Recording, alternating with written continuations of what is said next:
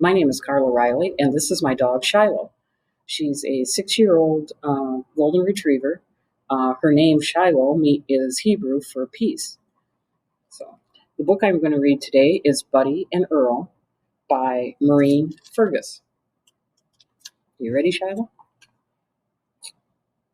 It was a rainy afternoon. Buddy was feeling bored and a little lonely.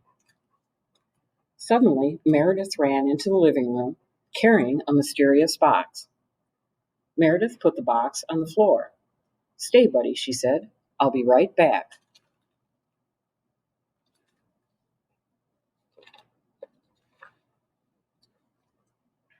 Buddy concentrated hard on staying. Then he got an itch. By the time he'd finished scratching it, he'd forgotten all about staying. He trotted over and peered into the box. Inside, there was a strange-looking thing. Buddy stared at the thing. He wondered what it was. He sniffed and sniffed. Maybe I should lick it, he thought. Maybe not. All at once, the thing began to snuffle and hiss and make funny popping sounds. "It's alive," thought Buddy. "How exciting."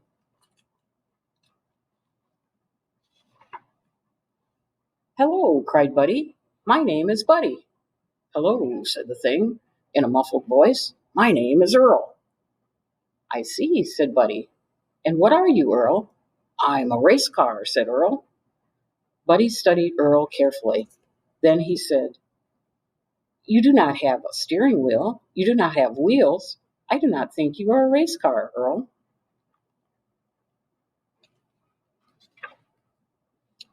"You're right," said Earl. "I'm not a race car. I'm a giraffe." Buddy thought about this.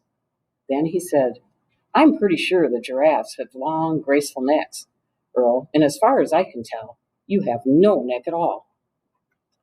"Good point," said Earl. "I'm not a giraffe. I'm a sea urchin." This did not seem right to Buddy either. You look like a sea urchin, Earl, but I do not think you are a sea urchin," he said. "You see, sea urchins are underwater creatures, and the living room is not underwater." "There's obviously no fooling you, Buddy," said Earl, "so I'm going to tell you the truth." Slowly, Earl changed from a tight ball of prickles into a flattish, prickly thing with a face. "The truth is that I'm a talking hairbrush." Buddy was almost positive that Earl was not a talking hairbrush.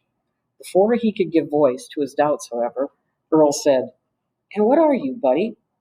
"Wait, don't tell me. Let me guess."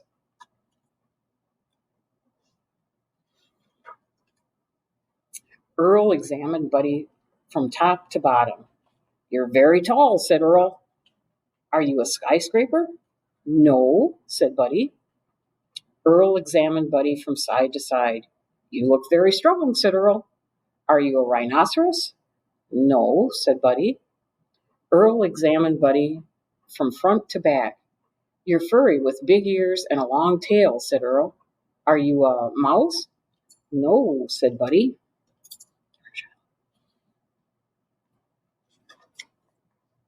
"I was joking," said Earl. "I know you're not a mouse. You're a pirate, just like me." "I am?" said Buddy.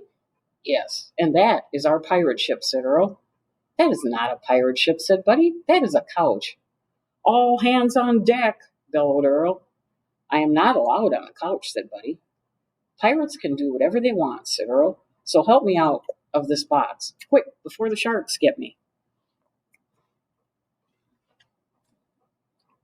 Buddy did not want the sharks to get Earl, so he helped him out of the box.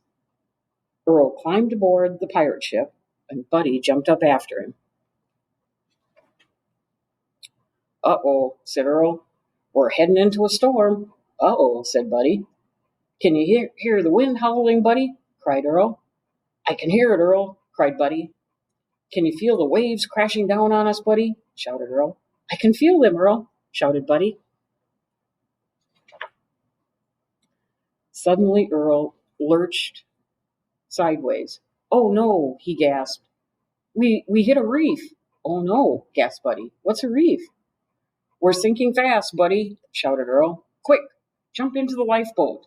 This is not a lifeboat, shouted Buddy. That is a coffee table. Jump, roared Earl. Buddy jumped. Just then, Mom walked into the room. Buddy tried to look innocent as he slid along the deck of the lifeboat and toppled to the floor at her feet. What's going on here? Cried Mom. Don't panic, we're both fine, cried Earl. I gave orders to abandon ship. Mom didn't seem to hear Earl. You know you're not allowed on the furniture, Buddy, she scolded. That was my fault, admitted Earl. I told him the pirates could do whatever they wanted. And what have you done to poor little Earl? Asked Mom. He's been loyal and brave, the best first mate a pirate captain ever had, replied Earl. Honestly, Buddy, grumbled Mom, sometimes I don't know what gets into you.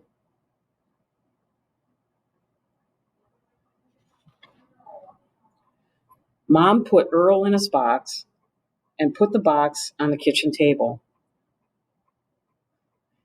Then she went looking for Meredith. After she was gone, Buddy thought about how he didn't feel lonely anymore. He thought about how Earl had taken responsibility for his part in their adventure. He thought about the nice things Earl had said about him.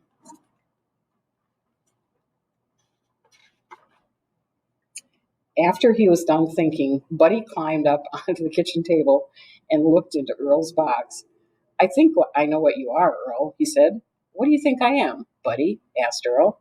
I think you are a friend, said Buddy. I think you're right, said Earl. The end.